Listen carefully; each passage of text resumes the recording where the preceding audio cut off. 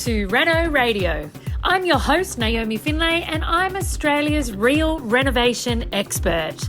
This podcast will give you real advice for renovating, selling your property, or styling your home so you can create beautiful, healthy, and wealthy spaces too. Renovating does not have to be hard. In fact, it can be one of the most rewarding things you ever do. So join me and my impressive list of guests each week for plenty of feel-good inspiration and real renovation advice.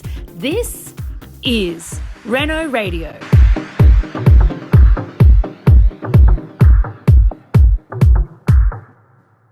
Hi guys, Naomi Findlay here. Are you stuck with how to best use design principles at the selling stage of your renovation? Do you want to find out a little bit more about what it takes to style your property for success? Design principles can include using things like balance, size, proportion, and even lighting to make your property really stand out. After all, these are the things that will help you create that emotional connection with your buyer.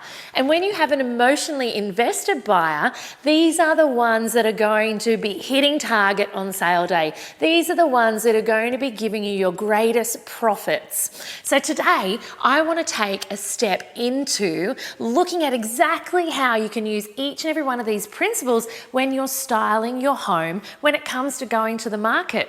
Now, one of the key elements of the home staging process is styling the property for sale. Home staging is your opportunity to showcase the property and show your buyers its true potential. Now, this stage can be a little tricky because there's a lot that can go into it, from lamps to carpets to rugs to cushions to fresh flowers, scented candles. Oh my gosh, there's so many options out there for styling your home. With so much choice, it's no wonder that some of you write to me saying that you're a little overwhelmed. But before you throw in the towel, you need to remember the following, that it's not overwhelming if you break it down into workable steps. So, should you go pro? Should you get a professional home stager to help you? If you do choose to use a professional home stager, then a lot of the hard work will be done for you, let's face it. It's still a good idea though that you have a general feel and an idea, a targeted idea of who your end buyer is. And you work with that home stager to make sure that the look and feel of the property is in accordance with the renovation and the end buyer. Now, if you decide you're going to tackle this solo, that you're going to go alone, then it's even more important to make sure that you know how the design principles will work with your property. You want to make a very clear picture of the style, the look, and the feel that you're trying to create. Why? Because it will mean the difference between potential buyers walking through a place and being a little interested, or walking through a place and thinking, oh wow, this is the place I want and I want it now.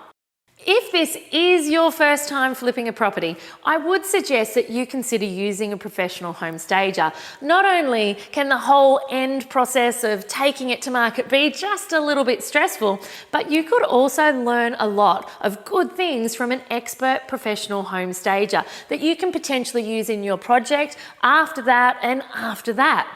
But at the end of the day, you have to balance how much you already have on your plate, how much more you can handle, and how big your budget is.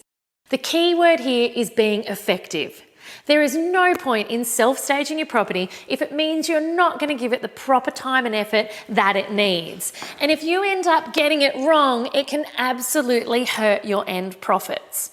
So regardless of which option you choose to take, how do you use these design principles I've been talking about to make a killer first impression? Now note this one down, KISS. Keep it simple. It's the best way to make sure you're not going overboard with your style. Now, over-the-top chandeliers with gold trims and running ivy, oh my gosh, none of that. Unless you're going for some random eccentric Venetian look, which I can't imagine is any target market or many target markets in our country. But also remember that you do want to create a wow factor. You don't just want the furniture and the decor to be sitting there, and you also don't want it to outshine what you've already done. Instead, you want buyers to walk in and be able to connect with both. You want them to walk in and go, I can't wait to cook in that kitchen. Oh my gosh, the kids are going to love their rooms. I can't wait to be in that outdoor space. After all, those buyers are house shopping. They're not furniture shopping. On the other end of the scale of keeping it simple, that doesn't mean that you go Japanese minimalistic or the ultra stark end of Scandinavian. And again, unless that's a specific style that you're after, you need to find that middle ground. You need to appeal to all of your target market and offend nobody. So your property does not need to be filled with designer decor, nor does it need to be overly humble. Keep it simple is all about finding that sweet spot. After all, if you're offering a family home, you want to show the buyers that they can use each of these spaces to the fullest potential of that family home. And a lot of the time, that means working within the budget that a family will have. So please don't be too quick to dismiss our large chain stores that have some very simple, very cost-effective items, decor items that won't break the bank. You know what? I guess an analogy is if you give an artist a canvas, some paintbrushes and 3 colours, they can create a masterpiece. So you need to be the artist. It's not about you, it's about your market and about what you can create. Which leads me to my next point, okay? So position and style is king. I want you to imagine this. A home stager shows up and gives you a whole truckload of beautiful furniture and daycare to fill a living room, right, of this property. There are 2 couches, 2 armchairs, 2 coffee tables, 2 lots of books, 2 lots of flowers, 2 lots of everything. They've made sure that all of the furniture suits the style and the colour scheme of the home that you're looking to stage, but you're left to make the choices, picking between each of the 2 items and positioning completely up to you. So how are you going to go about deciding which pieces to use and when to put them in and where? Now, remember to leave your emotions at the door. This is absolutely not about you. You have to look at the space, you have to look at the items and work out what will work over the whole property.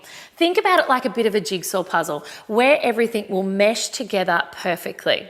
So when you take one of those couches, how will it fit in the living room? And I don't mean how will it fit through the door, how will it look in the living room? Where will it be placed? How does it impact on the rest of the space and the furniture and the look and feel? Are the buyers going to walk in and feel that the home is welcoming, or are they going to walk in and feel that it's cramped because the couch is taking up most of the space or in the wrong position? Now, if you get the couch in the perfect position, you then need to move on and look at the rug. Which one of those rugs will complement that lounge and complement that living room? And then the coffee table, and so on and so forth. And just because you have 2 side tables there at your disposal, it doesn't mean you have to use them both. If you feel that that space is perfect the way it is, when you only use one side table, there's no reason to cram in more furniture just for the sake of it. And lastly, you can actually direct your buyers through the room with the way you place the furniture. If you block a doorway with a couch, not literally, potential buyers will find it frustrating and may even think that the living room is much smaller than it actually is. Use the furniture and use home staging as a way to bring out the best in the property, as well as direct the buyers towards the spaces you want them to see most. Become the traffic controller of that open inspection.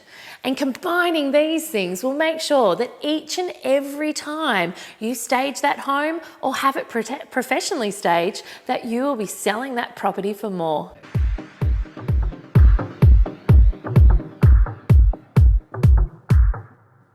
Hey renovators, if you're ready to take the next step in your renovation journey, then come learn how to renovate with me in my online renovation masterclass. It's completely free for all of you listeners. So if you want to discover how to renovate properties for profit, head over to naomifindlay.com/renovation masterclass, where I'll show you how the 7 steps to my winning rapid renovation formula create a 6-figure income for me and many of my students. So save your spot today. Remember, it's naomifindlay.com/renovation masterclass. See you soon.